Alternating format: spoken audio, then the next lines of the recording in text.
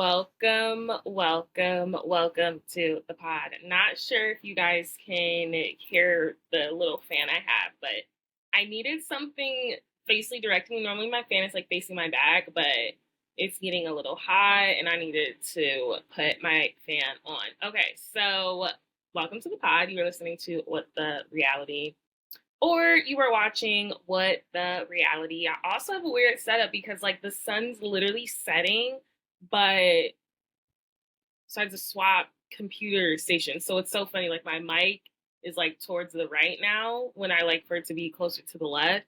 And then my iPad, what I look on, is on my left. So like my mic's like reaching over it. Nonetheless, how are you guys doing? It is Friday. This is not a What the Reality on What's the Reality. This is a plain episode. We'll be back with What the Reality on What's the Reality next Friday, of course. You know, I like to do a week on, a week off, or maybe 2 weeks on, 2 weeks off. But I'm getting used to my schedule again, and it's going to be consistent until the end of July when I have my next trip. I'm going to Cancun. So I'm so excited. I probably shouldn't even be going. I feel like my credit card is just like screaming at me to stop using it. But you only live once, and I made a commitment ever since I turned 25 last year. I'm going to be 26 this year.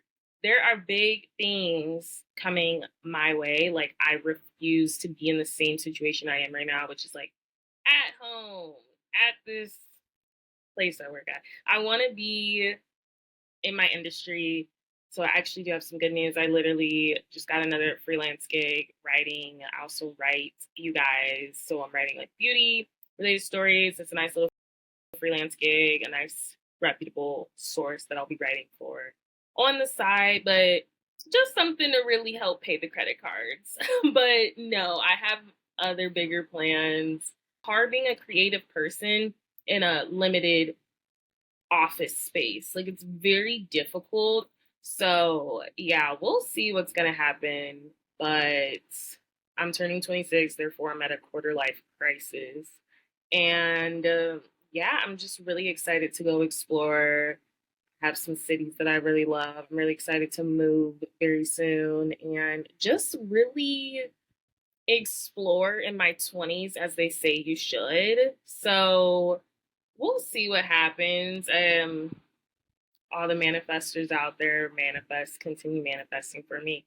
But we have a jam-packed episode for what's the reality. What's the reality? I literally flip those for what the reality. What's the reality on what's the reality? We'll be back next week. I literally flipped the two. But let's just start off with these reality topics because of course there's a lot. Then I want to get into some reality TV that I've been watching this week and enjoying thoroughly. I hesitate on thoroughly because I'm like, have I been enjoying it? I've been enjoying it. We're going to talk about some things. This is really going to be like my last Toxic, but it's Tuesday episode because the last episode I was recapping the same stuff I'm low-key about to be recapping in terms of like episodes, but these reality topics are different. First off, let's start with Justin Bieber. Just snuck that in here today that he is dropping an album. When you guys are hearing this, his album should be out. It's going to be called Swag. He is standing on business. It's clocking to us now that he is standing on business. So he's going to be dropping that album. Apparently, they're saying it's going to be the old Justin Bieber, or this might be the worst album of all time. I hear he needs the money, but you know what? In this economy, who doesn't need the money? So look out for that. I've never really been a Justin Bieber fan. I just think it's shocking to me that he's been in the studio this whole time, the way he's been moving, because he's been moving a little odd. In my voice, he's kind of an odd individual. Let's get into Denise Richards. So it just turns out that her show will not be returning. Am I shocked? No. However, I am surprised because Aaron just literally filed for divorce. So I thought for sure they were gonna renew it. And I thought they had pretty good ratings, but people talked about it.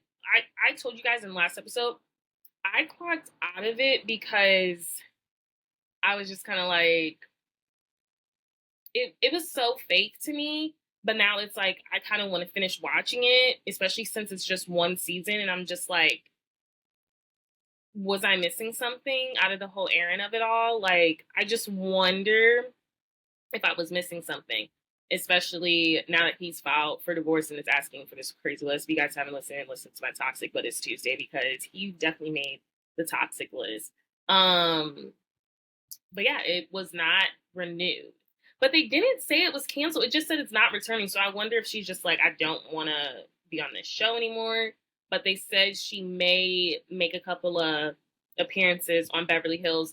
So my thing with that is like, whenever I see Denise on Beverly Hills, it just seems like she's literally not herself, and like she can't really form a cohesive sentence. It's very awkward, I'm assuming, to film with her. So I don't know if it's a good idea that she would come back to the show, especially if she doesn't want to answer questions about her relationship. But I think we are all very shocked. They calling it the Beverly Hills curse. Whenever you're a Beverly Hills housewife, you end up divorced. I think Eileen and Lisa Vanderpump are like the last couple standing, and like Joyce.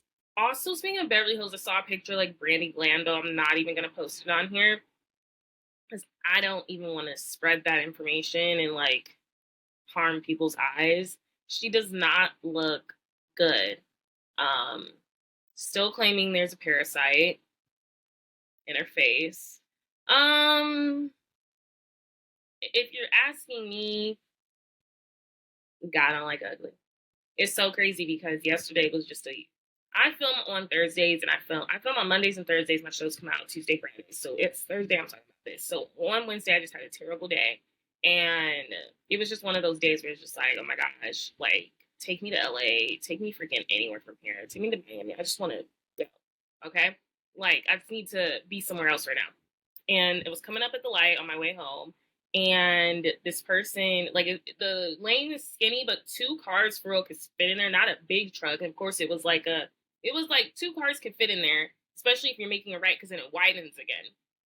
So I was about to make my right as the lane is skinnying, but that person could still drive. I don't know if that person thought I was about to cut them off. But when I tell you, I wasn't really thinking about them because I'm just like, oh my gosh, I just want to like literally go home, put my pajamas on, and watch The Crown. Like, or no, what was yesterday? And watch Love Island. I just wanted to relax. I don't think it was Love Island. I just wanted to relax and put my pajamas on. So this person tries to like literally cut me off. I think he thinks I'm trying to make a left and cut him off. I'm not. And it's just so funny because I can make a right. He has to make a left. And right when he tries to, like, if he got some way. So either way, he had to stop at the light. The light turned red for him. And he had to slam on his brakes. I always say he's when these people are driving because I just assume it's like some dumb man driving and like just being a man. I never say it's a girl, but I'm always like, oh, he did this. But he had to slam on his brakes and stop, and I was still turning, making it right. And that's why I always say God just don't like ugly, because it's like you really tried it to cut me off. You was mad. Nobody even thinking about you, and then you got stopped at the light. I feel like when stuff like that happens, especially in front of me, I'm just like, God really do not like ugly. You know that infamous saying, that famous saying growing up. That's what I grew up with my mom saying. And not karma, but it's just like things happen very fast. And I just felt like that was his quick little get back, because it's just like nobody's thinking about you. No one's about to do anything, but because you're being nasty, mean spirited, this is just what happened to you. Therefore, I relate this back to Brandy Glanville, because Brandy has been a vile human being on Beverly Hills. And I don't know. I just feel like this is her God don't like ugly moment. Her face looks atrocious. Do you really want me to believe that was a parasite, or is that just like a bad Botox filler moment gone wrong? She didn't do her research. She literally went somewhere to get her filler done, and it didn't work out. And yeah, and it ate at her face. But I also know she got a really bad chemical burn from like some spa she went to. So I don't know if it's get back from that or like it's not completely out. Something and got Brandy bad, and it's just not shocking to me because she's not a nice person. Her face looks scary, and I'm not sharing that picture because I feel like that will literally, including myself. But she doesn't look well. If you guys want an update, You should just Google what her face looks like. There's a picture going around. Let's talk about some more housewives before we get into these reality TV topics and some other reality topics. So Charles Oakley went on a podcast and they were like, well, how did you and Angela even meet or like get married? And he basically alluded to the fact that I think somebody put something in my drink or I was drugged to walk down the aisle in Vegas. He said they got married in Vegas. And when you hear Vegas, you think it's very like, oh, it's Vegas. Like, you know what I mean? Like, it wasn't a planned wedding. It's a shotgun wedding, or like, it's just a quickie. Like, it's like, oh, we're here. Let's just get married. You know what I mean? Or we don't have the funds to get married. Let's just get married real quick. That's what it's always giving. So, but hey, some Vegas weddings, some people really do want to get married in Vegas. So that's different. Like, you know what I mean? Like, isn't that The Hangover? Like, they actually got married in Vegas. But, so it was just giving like him trying to embarrass Angela again and again and again. I feel like that is an odd relationship. Either way, Angela took to her Twitter. I might play the video here or there, wherever I play it, and basically was like, yeah, you need to get the story straight. It was such a cringe, like 3-minute video, y'all. Essentially, she said he's banned from going on podcasts. He said, well, I was banned from Madison Square Garden. She said he was banned for something else. And now they are dropping a YouTube channel and it's going to be called Banned. Which is actually kind of cute. Like, I actually love their name. But it's going to be a YouTube channel. And I think that's going to answer like all their relationship questions, because a lot of people, including myself, have some questions about their relationship, their dynamic. So that's dropping July 29th. I am going to tune in if I remember. I'm going to try to remember and recap it for you guys, or just like, what is the first episode giving? I think Atlanta will still be on at that time because it's 3 parts. I don't see how the reunion is 3 parts. But let me see. Because, yeah, 1, 2, 3. Oh, it won't be out. It'll be wrapping up. So it comes out on that Tuesday, and then the last part of Atlanta will be July 27th. So they're going to be addressing it all in my Bethany Frankel voice. Mention it all. Mention it all. What else can we talk about before we get into some serious stuff? Gia Giudice just wrote a note to that man in office to let her daddy come back to America. She's like, we can only see him in Italy. We can only see him in Jamaica because, you know, he was deported. So she wrote a hand note to Mr. Man in office. We'll see if he is able to come back to America soon. They're really cracking down on these deportations. The ICE rating. The likelihood of him being able to come in, I don't know. It's a little girl, like, she's not little, she's like my age, but a girl writing to the president to let her dad come home. I don't know. Trump, I should not have said his name. I said his name, y'all. He is he's a picker and choosing. He's picking and choosing. So he may let Joe Giudice come back to New Jersey, or he might let him come to Hawaii, or a U.S. territory, maybe, like, I don't know. He might let him. But should he? The deportation thing is like sticky for me in this situation. I mean, yes, Joe did a crime, but I also understand he has like a full family. Feelings aside for Teresa, even though I am a tree hugger or whatever, and what they did was wrong and just dumb.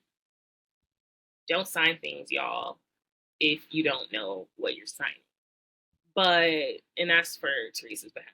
But, he got 4 daughters. I mean, I'm sure it's a hassle. Like, if you want to see dad, you got to hop on your private jet or, like, book your first class airplane ticket, make a whole vacation out of it. I mean, honestly, wherever Joe's at, because he has access to a lot, it's not like they can't see him is my only thing. But I understand kind of wanting him, especially Adriana, Melania, and I cannot remember the one girl's name. Because was it Gia, Adriana, Melania, and then the other one that looked just like him. I can understand like these are like life-changing moments. I don't even think Adriana's in high school yet, or she might be in high school, the youngest. I cannot think of the other one that is like closer in age to Gia, but I can understand wanting your dad home. I mean, they paid their price. I mean, we'll see what that man chooses to do. Speaking of ICE deportations, let's just hop into a little Love Island. I'm not recapping it, but I'm talking about this ongoing situation. So Cierra has issued a public apology, which I'm probably going to put on my screen. But she's issued a public apology, and I want to get it up. I took a screenshot of it, and she's also posted a video, and the video had receipts, and basically she was like apologizing, but she was like, and again, I am a Black woman. I am not the one that's being offended. I was the one being offended with the whole Ulysses stuff. This is to our Asian American community, this to Asians in general. She used a term she should not have used. So I just want to disclaim that I personally can't choose to accept something. However, her apology, I thought she did take accountability, and she made a point to say that this is an accountability video. This is not an apology video. People are saying that I'm still media trained. But my argument to that would be, would you rather her give a half a apology on her story? You know, she sat down for a minute or whatever, rambled and told like, hey, she even showed screenshots. She's like, when this was brought to her attention. So all we know is that she used it in an Instagram story back in 2014, 2015. I don't know why someone would still have that. She was super young, and she was like, I don't want my eyes to look a certain way. I talked about this in my Toxic, but it's Tuesday. Tune in. And then it was brought up in DMs, and someone said, hey, it's super offensive. You should not use that. And the way she responded was, oh, too bad I didn't mean it that way or ever meant it that way or something. I don't know where that one is from. But however, she is responding. Something happened in 2024 when she said it again. And someone brought it to her attention, like, hey, you probably shouldn't be saying it. And she has the screenshot of that apology. And it was a full apology. I'm going to also try to look for that right now, because I just thought she took accountability as well. Let me see if I can. It was a 4-minute video, you guys. Like, it was 4 minutes, 4 minutes and 43 seconds. But I'm trying to see. Can I not see highlights? But it was a full apology to this person. Like, she's going to do her best to educate herself. She doesn't want to offend anyone. She's terribly sorry. Okay, this is like literally not loading right now. Yeah, it's not loading right now. So that was that. And then she posted this on her Instagram story. She said, I do not and have never condoned racism or the repression of any cultural group in any form. I would never intentionally use any word, especially a slur, to tear down anyone's culture or community. When I used that word, I didn't fully understand what it meant or how much pain it carries. I learned how deeply wrong it was when I was called out for it in 2024. And as you can see in the screenshot I shared in my video, I was genuinely ashamed and wanted to do whatever I could in that moment to make sure I never made that careless mistake again. I know an apology means nothing without real accountability and change, and that's what I've done my best to live up to since then, and what I will continue to do. While I have no ill intention, I fully understand that impact matters more than intent. I don't expect forgiveness overnight. I just hope that in time I can show that I'm more than a mistake, a label, or a character on a high-edited reality show. Clock it. I'm someone trying to spread love and light, even when I get it wrong, and I hope my actions from here speak louder than this mistake ever did. My experience in the villa was nothing short of magical. The memories I made and the people I met are ones I'll cherish forever. While I'm heartbroken, my journey had to be cut short. I understand the mistakes, especially ones like this, deserve consequences. Once again, to the Asian community, I'm deeply sorry for my thoughtless mistake and the harm it caused. with love and humility C. Now, what was her major in college? Because it's definitely giving PR. It's definitely giving media trained. But like I said, I'd rather an apology like that than something that's like, I'm deeply sorry, I'll never do this again. You know what I mean? But I did want to say she was wearing a freaking sweatshirt in that video that said empath, and I'm like, Cierra, a little delulu. But okay, so she's made the mistake. This was addressed in 2024. Her handlers did not show this. I just think it's unfortunate how her experience ended. Do I understand this needs to be addressed, nipped in the butt 110%? And I'm glad she took accountability. This was way more than Yulissa ever did, because Yulissa still is like, well, it's not a bad word. With her little itty bitty titties or whatever. Fake. They're so fake. They don't even look good. Like, they're so fake. But Cierra, I just feel for her because it seems as though she pissed off a certain group of people. And I'm not talking about the Asian community. They have every right to be upset about it. I mean, it's derogatory. It's a slur. She's pissed off the Hudrats, though. The Huda HQ. And I'm sorry, these Hudrats are more toxic than freaking Real Housewives of New Jersey fans. Cierra has apologized. People are still leaving nasty comments. People are leaving nasty comments under Adriana's section because she says something about Huda, or like they saying she's spinning words. But at the end of the day, we're watching edited reality shows. Like, it's very edited. Everything is edited. And it's like everyone wants to defend Huda and act like she didn't terrorize this group of people, these islanders, the first couple of weeks. So it's like, unfortunately, Cierra has pissed the Hudrats off. That is what they're calling them. That is what I'm calling them.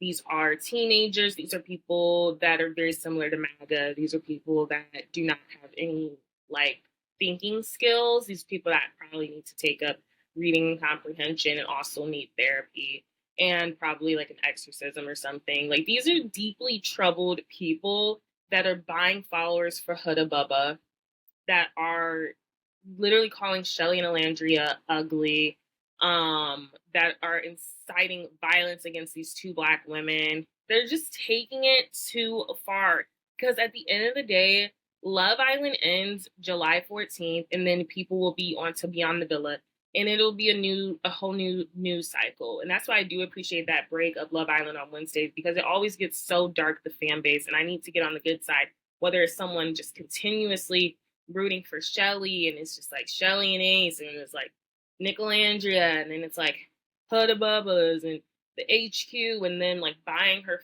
like social media followers, and like the only like clean fan base I actually feel really comfortable with is the Maya Papayas, like, because Maya's just so genuine. But it's like, whenever you tune into any of these fan bases, like, it's just too much energy. Like, people have too much time on their hands. They don't have full-time jobs, and they're just doing way too much, digging up stuff from people's past, putting it out there. They're nitpicking everything. And it's like, at the end of the day, it is a reality show. And they film 24 hours. We're getting an edited version of what producers want to see. And that's why I don't think I'd ever get selected, because I very much know what is going on. But I just feel like the Hudrats are taking it too far. You have, like, as soon as Chelley and Alandria showed any ounce of frustration with Huda after the 3-4 weeks of just nonstop, it was about her and Jeremiah, really ruined the Love Island experience for the Islanders. Did it bring drama to our screens? Yes, that's all we can talk about. But really ruined their experience, and I can understand being exhausted with that. I also understand Cierra being exhausted with that. I can understand the Islanders not wanting her in their villa. But also, the sisterhood has ruined this season of Love Island. Love Island 6, it just happened organically. I also blame Love Island 6 for all of this stuff for happening, because I feel like before then, I was watching Love Island in my own little bubble. I had nothing on UK at the moment, the USA ones, but I was enjoying it in my bubble. There weren't that many people talking about it. Now you have this overexposure of Love Island 6 that they even want to, the Love Island USA 6 that they want to make a spinoff. The UK had seasons, Love Island season 5 through 8, that was bangers, and they never did a spinoff. I just feel like this overproduction of that cast has really worsened the fan base. And it's like, this is the worst fan base I've seen for a season of Love Island. And I watch Love Island. I watch it. I'm true to this, not new to this, but a lot of these people are new to this. Even Leah Katab's fans were not this insane. Because Leah, at the end of the day, was funny. Huda is just an emotional vampire. And it's like, now you got all these other emotional vampires, like, trying to suck the worst out of these people. You have people like Buzzfeed, which I'm, like, totally now ashamed to have even worked for them. Because how did you even pass this on your socials? They're like Tasty, which is Buzzfeed's food recipe brand, posted what they would give each islander. I'm gonna post the screenshot because the screenshot's gone. The post is down, of course, but they posted this terrible, ill-mannered screenshot. Post about what they would give Chelley for breakfast, what they'd make her, and they're like a bowl of fruit, goldfish in case Ace gets fussy, and a knuckle sandwich. And it's literally like, you can't even see. Let me try to turn my brightness down. A knuckle sandwich. A knuckle sandwich? What? That's what they're saying they would have given Chelley. And it says, as any Love Island watcher knows, the contestants never forget to eat their breakfast, but while their mans are the ones cooking them the delicious meal every morning, I'm showing you the breakfast I would make the girls instead. Then they took it down and replaced it with this, pancakes. We published a version of this, and this is what the caption says. I'm going to put it on my screen because what? We published a version of this post earlier today that was meant to ruffle some feathers, all in good fun, about a TV show we collectively can't get enough of. But one of our jokes missed the mark. We referenced a knuckle sandwich in our slide about Chelley. And though it was meant to be cheeky, it landed with racial undertones that we didn't intend. And it has in parentheses, but should have seen this coming. Tasty is meant to be joyful, welcoming space, and this post didn't reflect that. As massive Love Island fans, we took it down, talked it through, and reworked it to make sure the jokes didn't come off. Didn't come to anyone's expense. Thank you for helping us do better. My thing is, like, you're inciting violence. There's been this influencer, I don't even know her name. Her name's like Andrea or something. I don't know who this girl is, but everyone's coming for her because she had a punching bag and was like, this is Landria and Chelley. They're punching it. And then we got Chewy Oats in the mix. This is why I don't even eat Chewy bars anymore. Nature's Valley is where it's at. But Chewy Oats was like, we're making overnight oats for everyone. Like, and then someone was like, oh my gosh, Chelley loves that stuff. And then they were like, we would never do that to Huda. So it's like, now brands are falling for this propaganda. Who are these social media accounts? They deleted that. They were like, yeah, that wasn't a reflection of like how we are as a brand. I don't even think I have that screenshot, but I'm going to look for it because I'm just like, what is going on? Let me see if I can find that post because I'm just like, y'all are sick in the head. You were sick in the head. The apology from BuzzFeed Tasty was terrible. Like, it's just terrible what's going on. Because of that one episode, the male episode, a lot of people can't let that go, I guess. And they are just doing the absolute most, these brands. And it's just really, really, really sickening. And I can't believe it. I just can't believe it. That's my spill on the Love Island. Cierra has apologized. Hope there is a reunion and she's invited. We don't need Yulissa there because she has walked back her apology multiple times. But Cierra was a big part of Love Island, which is why I do hope she is invited to the reunion. Because at that point, what is the point of having a reunion? I mean, she's in a lot of the stuff. I don't know how this is going to end. At this point, my winners are Amaya, Nicolandria, and then, of course, Chelley and Ace. I don't know who I'm voting for, though. I really don't, because like I said, I'll be happy if any one of them win. I just do not want Huda and Chris to win, and I do not want Iris and Pepe to win, because I think it's the biggest joke of a relationship. You both are just crying over you two people leaving, and now you're both hopping on top of each other. Like, where's the class? And also, I'm just always disgusted with how many people like literally want to get down in the bedroom with 10 other people sleeping next to them on these shows. Like Iris and Pepe, y'all both on y'all. Huda, I'm like, girls, you is a mother. Let's put it away. Let's put it away. And people are like, why are you guys just coming for Huda? I just mentioned Iris and Pepe. Now what? And Hannah, because Hannah was on her second. It's kind of getting crazy to me. It's getting a little crazy to me. I'm looking forward to this finale. The last episode is Sunday. Figure out who wins. There is no movie night. People are mad about that. Oh well. Let's talk about Real Housewives of OC returned. I don't watch that. How was it? Let me know. Brock and Sheena, and then we're gonna get into our reality TV topics. I want to talk about next Gen NYC. I want to talk about the Valley, and I want to talk about Real Housewives of Miami. But first, I want to talk about Brock and Sheena. So Sheena is dropping a memoir like she's an 80-year-old because she wants some attention, and she is now leaking some of that. Well, it's not leaking. It's just like, this is what you can expect in the memoir. So essentially, Brock cheated on Sheena, which is she was very dicey with how she used her words. She didn't say cheat. She said he had an affair. Did he have an affair? There's a possibility. The thing is, though, he had this affair while she was pregnant with Summer. We were watching Vanderpump Rules when she was pregnant with Summer. Or this was like right after she had the baby or something. I think it came back after like the COVID season or something. It was weird. She was on TV. So now Sheena's doing a Robin Dixon from Potomac, who I do not miss, where it's like either your partner cheated on you, yet you're going in on Raquel and the whole Tom situation, and then you're going in on Ariana for not forgiving Tom. And it all makes sense because Sheena's the one that accepted her cheating jobless man because he don't got a job still and he don't see his kids and he's a deadbeat dad. So it's like you're upset that Ariana isn't tied down to this loser of Tom Sandoval.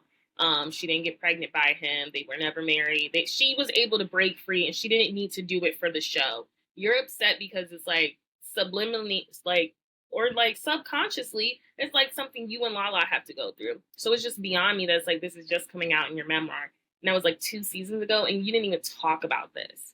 Like, you didn't talk about this. But I do find it interesting. One of those seasons, it was very where she was like, now I'm worried Brock would cheat on me with Raquel. Like, you wouldn't do that to me. But I'm like, is this when you arguing he cheated on you? And you're just making sure he wouldn't cheat on you with your friend because you're shocked Raquel did that? I don't know. I'm just like, Sheena will always be the biggest joke to me. And then she like literally hashtagged the Valley. But we'll see what people say about the memoir. Am I reading it? No. I'm just shocked Sheena would stay with this man who had an affair.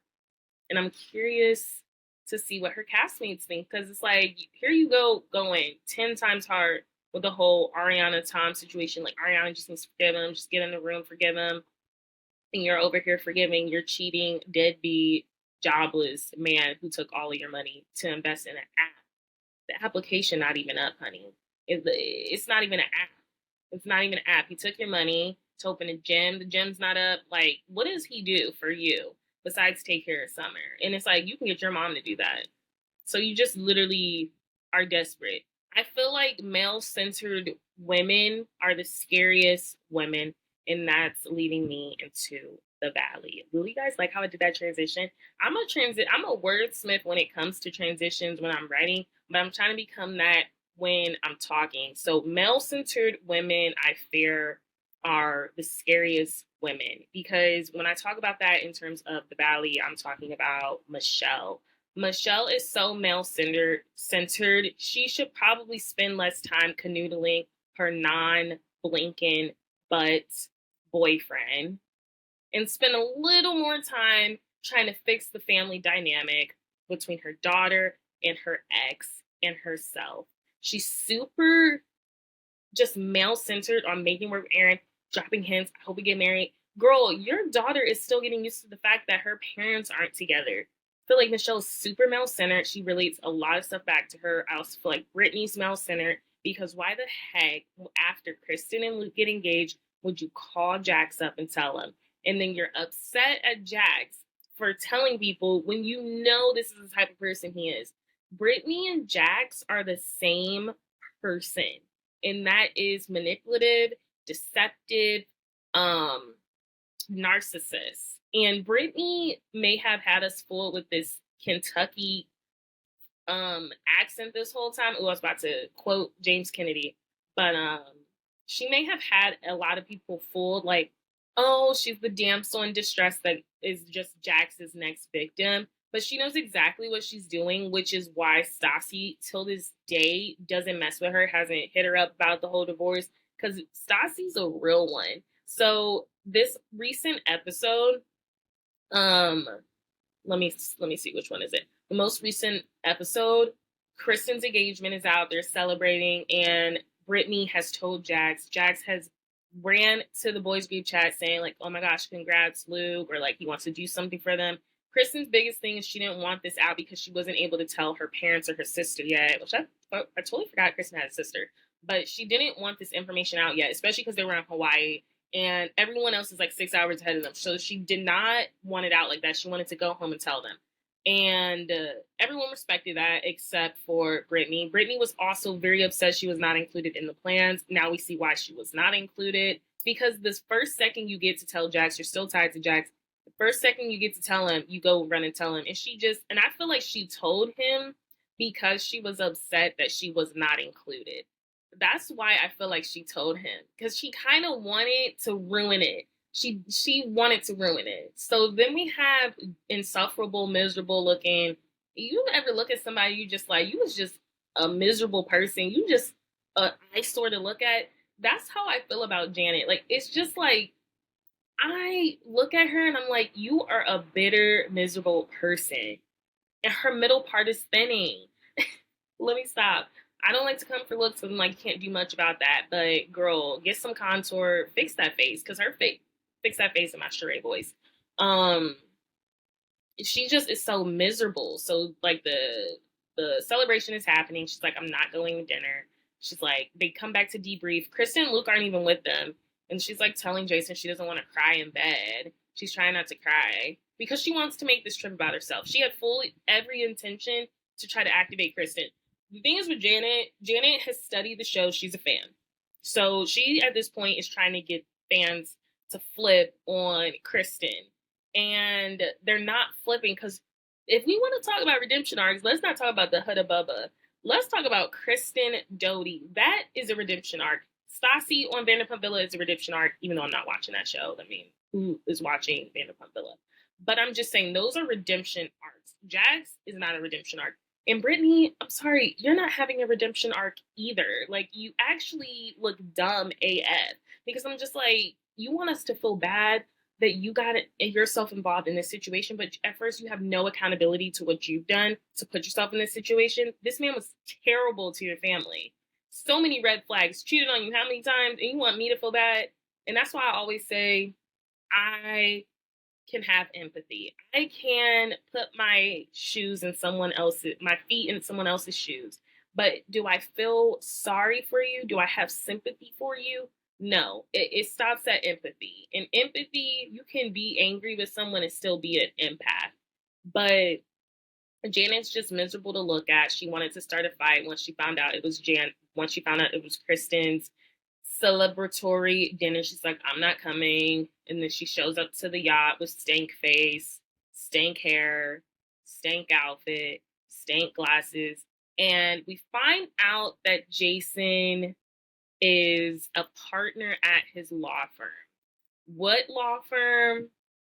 I don't know. And it's very shocking. It's actually getting scammed because there's no way you're a partner at a law firm and your literal wife is throwing out accusations of sexual assault, warning you guys, trigger warning, molestation, touching. Like, I mean, did Danny touch the skirt? Yes, but we're taking it very far, especially for people with victims. Shocked Bravo didn't have a trigger warning in that as well. And she used another term. She was like, did she say pedophile? I don't know.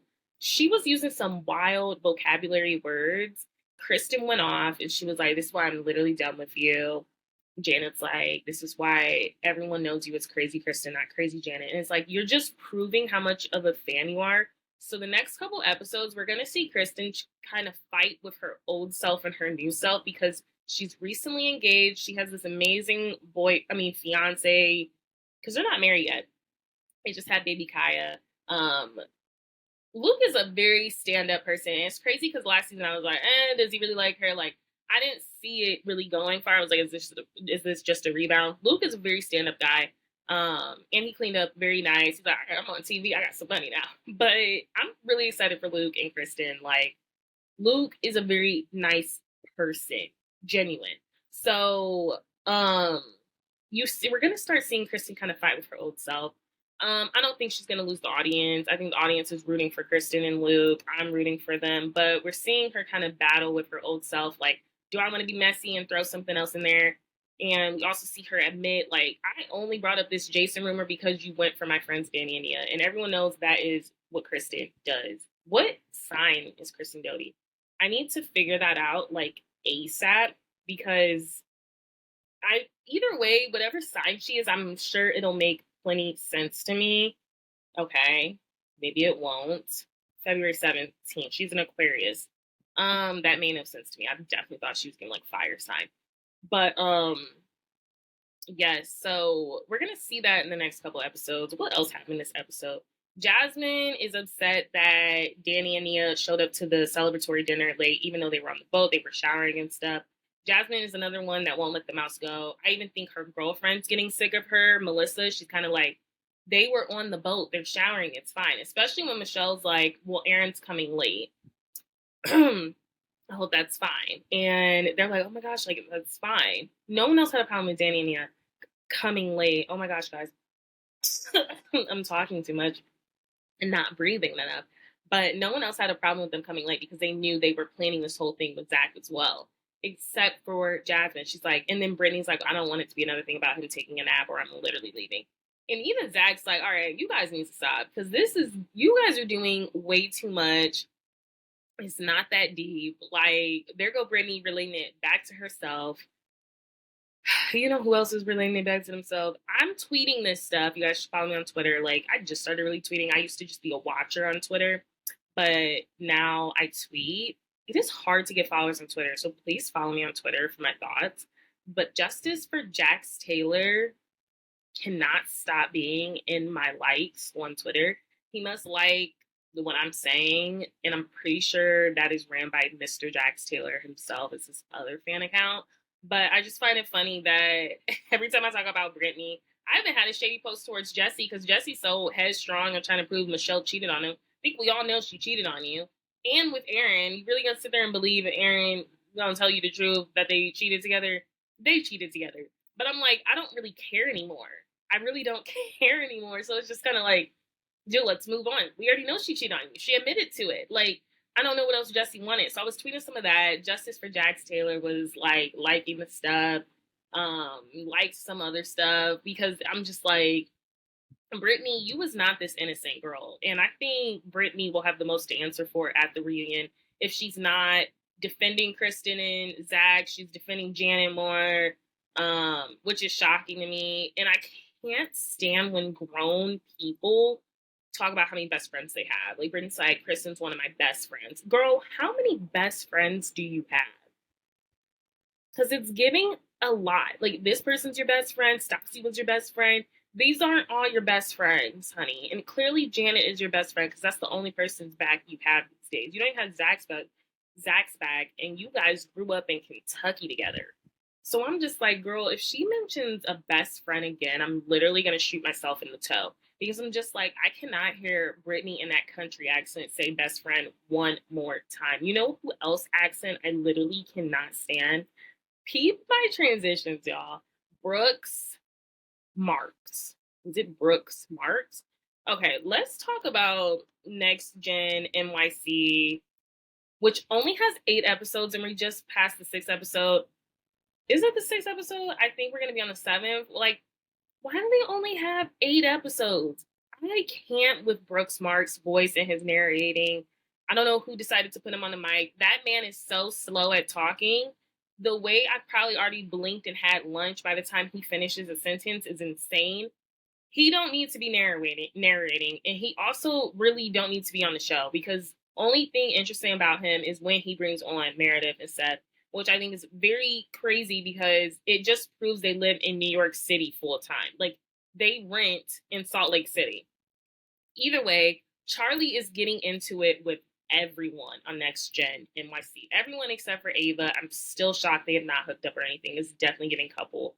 But so Ava's not coming to the Jersey Shore because she got a Dolce & Gabbana event that she can't miss. And I find out, or spoiler alert, in the sneak peek, y'all, Amira was invited to the same event and she didn't go. Like, Ava's like, I take my events very serious. Like, in the industry, I'm really trying to be taken serious as a model. Got Amira over here skipping it. She's like, it wasn't that important. Like, Ava, so my beef with Ava, and I talk about this in Toxic But It's Tuesdays. Make sure you definitely listen to the Toxic But Tuesdays. I don't know how many times I gotta say it. But my issue with Ava is she has no individuality. She is truly a trust fund baby. If it's not her dad's identity she's sticking on to, she's sticking on to her mom, Rachel Roy, who's gorgeous, is like fashion designer, yada, yada, yada. She doesn't have any identity. So it's like when she has these events, she has to point it out so she can make an identity. But girl, you're not even like the model of New York City. You are a Nepo model. Like, you know what I mean? And you're not even like a Kendall Jenner one. So I would advise her to be a little more kind and humble if she really wanted to go anywhere in life, because her dad is facing a foreclosure of a building. And that's the real tea. Or he can't pay his bills and stuff. So it's like, what are we flexing on? I mean, Amira literally skipped the Dolce & Gabbana event. If Brooks is your friend and you don't show up to his Jersey Shore, like, he's turning 25. 25 is a big number to turn. It's your quarter life crisis. That's probably the only thing Brooks said in this episode that I agreed on. It's a big age. It's kind of like, dang, quarter of your life's over. I know I'm being dramatic, but it's still, 25 is a good number to turn. And it's just like, Ava not showing up. I have my suspicions and theories that she did not show up because Brooks literally outed her to Ariana to Ariana, basically about like, what are you doing in fashion? When it's like, Ava, I've seen anything from you impressionable. The only thing impressionable is that hair and that waist, girl. The outfits, they're never really giving. But Georgia, speaking of the waist, Georgia thinks that Amira is on Ozempic because they had a seafood boil and Amira did not eat. The other people were at grocery shopping, and I think Georgia was back. And so Amira literally ordered some Red Robin, and I'm just like, mood. And Georgia saw her eating. She's like, well, we're going to dinner. And she's like, well, I didn't eat like at all today, so I'm going to eat my Red Robin. Also, the Jersey Shore house is beautiful. I would not think they're at the Jersey Shore. But she was like, oh my gosh, those Ozempic's wearing off. Georgia, is it possible to love a villain 110%? My love for villains does not stop short. It doesn't stop short of Phaedra Parks. It doesn't stop short of Teresa Giudice, of Lisa Vanderpump. And it's not stopping at Georgia. What's her last name? I don't know her last name. From Georgia, from Next Gen NYC.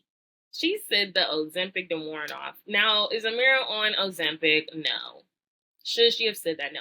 But I do love a villain like that. I don't like an Ava villain that's like, oh, I didn't even know you were in fashion. You don't give fashion. And I'm like, girl, it's New York. Any one of these people sitting at this table could be in fashion and you wouldn't know a thing.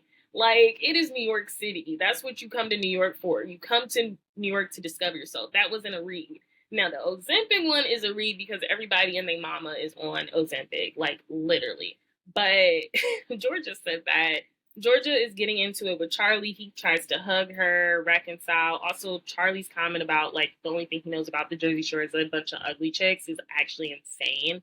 But people want him off the show. I don't want Charlie off the show. I'm enjoying his moments. I enjoy everyone on Next Gen NYC for their different moments. But Georgia's not really trying to make up with Charlie because, let's not forget, he called her a delusional, broke bee. How do you come back from that? And it was all over a speaker that I think she quite loved because she was not trying to get that speaker back. But it's just funny to me because these are people in their 20s and I can relate to this pettiness, but it's like also I'd rather not have that type of pettiness in my facility, in my person at all. Like I get rid of the drama. I like to watch drama. I don't like to be involved in the drama. And it's so crazy because I'm a Leo. But Georgia is upset that people have basically swapped under the rug what he's done because Ariana's trying to get a selfie with him at dinner. So she's talking loudly. Georgia was a little lit. She was like, I just think it's crazy that Ariana's being fake. I actually love Ariana and Hudson too. I'm like, okay, Hudson's iced out. I love Hudson and Ariana as well. But Hudson's also getting a little mad because Riley did tell them that Charlie was trying to sleep with Ariana. Hudson's like, well, let me put my jury on and let me get my knuckle ready, basically, to go stomp Charlie out, which I would be here for. But I like Hudson and Ariana. We also see Kim Zolciak. And I was talking about this with my coworker, and she says she's always been that small. Kim has not been that small. Like, and I don't know if it's because every time we've seen her, it's always after she's had a baby. I do not recall Kim Zolciak being that small at all. Like Ozempic small. She was on Ozempic. Her head's bigger than her body. I don't recall her being that small ever. Like, ever. But she's there. And it's just so interesting because we see the two different situations play out. Like, Candy's the type, as a mom, it's grown folks' business. You don't need to know why me and Kim fell out. Kim is the type to her daughter be like, she literally took me to court. It's very interesting, the levels of transparency. And I also think that just goes like, everything's a race thing. Like Black households, that's something my mom would say, like, that's grown folks' business. Like, you don't need to know, especially if I'm getting cool with someone's daughter. That she used to be cool with the mom. Like, it would be grown folks' business. I don't think my parents would be like, oh, this happened, this happened. But I don't know. But then it's also like with Kim, she has no filter, and her kids don't either. So it's just interesting to me how Candy Burris has explained, you know, this is why I don't talk to Kim Zolciak. And Kim is like, this is why I don't talk to Candy Burris. And that whole situation was wild because I remember Candy breaking down at the reunions, like, you're making $80K off this song. You think I only deserve 40, like $80K, I think it was like a month. And you only think I deserve 4,000. It was like 4,000, like total. I would have took her to court too. But that's next Gen NYC. I did want to hop over to some other crazy people. And Charlie took accountability. Well, he didn't. He just said sorry. He didn't take accountability. And that's the thing with Charlie. He never takes accountability. But I did want to hop over to someone that didn't also take accountability, which was Julia's fake apology to freaking Gertie on Real Housewives of Miami. I'm just like, Julia, if you don't go sit down, what I will say, the group has seemed to forgotten that Gertie is still going through cancer. It seems like they were trying to comfort Gertie and Nicole last season, but they couldn't because Gertie had cancer. So now that Gertie doesn't have cancer, even though she's in remission, even though she's still going through it mentally, physically, emotionally, they're all coming for her. And I really think they're taking an advantage of the fact that Dr. Nicole is not on the show. That's why they brought Stephanie on my Toxic But It's Tuesday. Make sure you give a listen. I talk about Nicole saying Mary Saw hired a private investigator to track her and Anthony's whereabouts. And she said become like very soon into filming, she just felt like these were not her friends and like she needed to get out of there. And I don't blame her.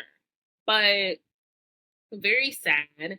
And now I just feel like it's a pile on with Gertie. Everyone's like, she's doing too much. I'm like, y'all do a lot as well. Larsa does a lot. Her face doesn't move. Lisa does a lot. She shows up 2 hours late. Alexia, you can't get a word in, and she looks like a barracuda. Meredith Saw is a lot. They're all a lot. The only one I would say is not a lot. Well, I even feel like Kiki's a lot because all she talks about are, is sex. Like, it's a lot. You all are a lot in different ways, and I feel like it's very interesting in Miami to see everything comes back to race. Like, I'm a Black woman. I'm going to relate everything back to race. But it's very interesting to see how you guys want the Black girl to tone down herself, but none of you guys have to. And that's why I was disappointed in the first episode when Kiki did pull Gertie to the side and was like, hey, like, you can be a lot for people sometimes. And it's like, as a Black woman, I would never say that to another Black woman. Like, you could be a lot sometimes. You should try to tone it down. It was giving me, and it's not the same at all, but do you guys remember Summer House? I can't remember her name that was on there. It was Sam, and then there's like the other Black girl, and it's like when the Black girl like brought Sam in. I cannot remember her name. I did not like her. She had a terrible attitude. She was in with bed bugs though, and she was like, "Hey, you do a lot sometimes." And it's like Sam's like, "I'm on ADHD, like medicine." Not the same because I'm talking about two Black women sitting down, but it's like women like to pull someone down and be like, "You do a lot sometimes." Especially, like, I don't like it. I don't like it. I did not like when Kiki did that. It was giving Bose and Garcelle, like, I want to be the only Black woman on this cast. I did not like that. And I didn't like it when it happened on Summer House to Sam, a white woman, I mean, a Black girl telling her that, because I'm like, you know how you're about to look, girl. I cannot remember her name, you guys.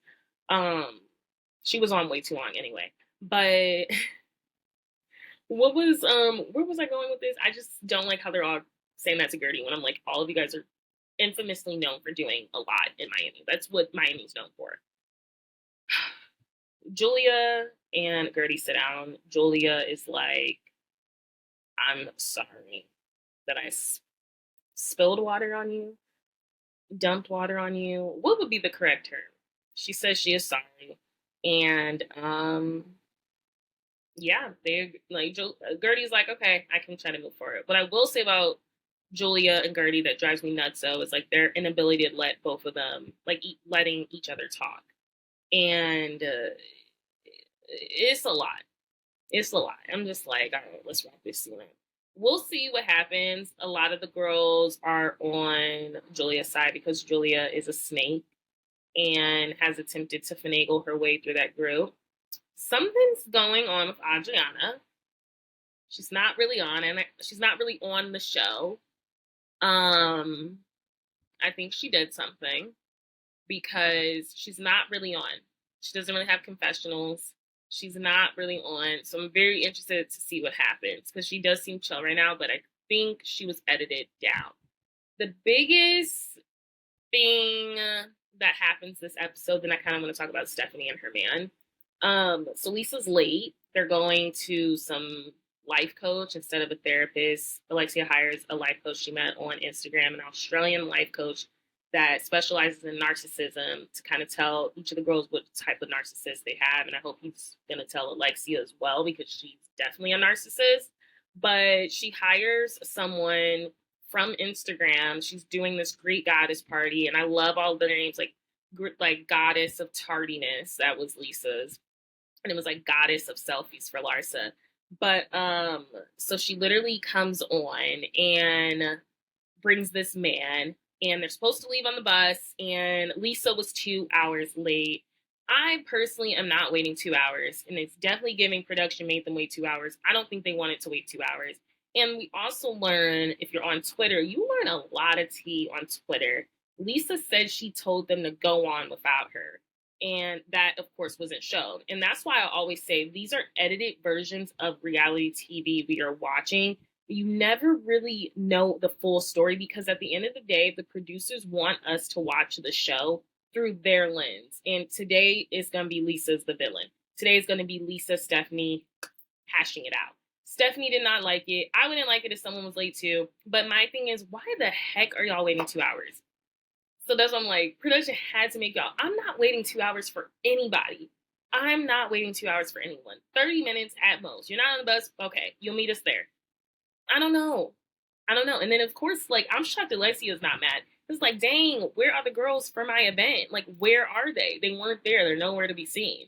But that's kind of how it ends, to be continued, because Stephanie's like, do you think you're better than other people? Like, you think everybody's on your time? Which is tea. It's tea. But now that I know Lisa's like, I told them to leave without me, my opinion's changed. Let's talk about Stephanie and her 25-year age gap. So she met him when she was 50, when he was 50 and she was 26.